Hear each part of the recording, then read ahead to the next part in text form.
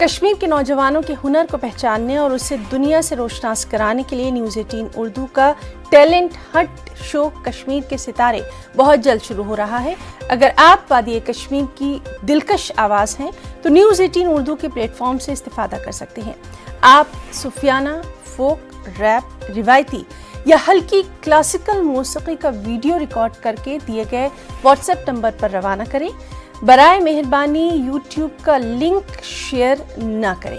वाज़ेह है कि फिल्मी नगमों को शामिल नहीं किया जाएगा। कश्मीरी फोक को तरजीह दी जाएगी। कश्मीर के सितारे का हिस्सा बनिए और अपनी आवाज़ को बुलंद परवाज दीजिए। अपने वीडियो के साथ अपना नाम, पता और फ़ोन नंबर ज़रूर लिखें।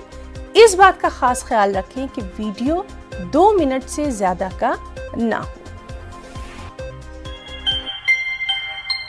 रोम रोम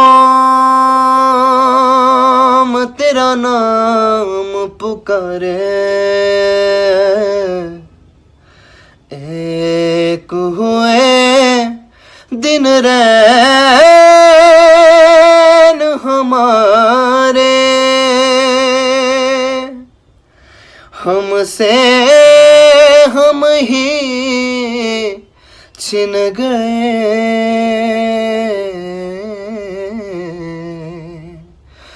जब से देखें नैन तिहारे।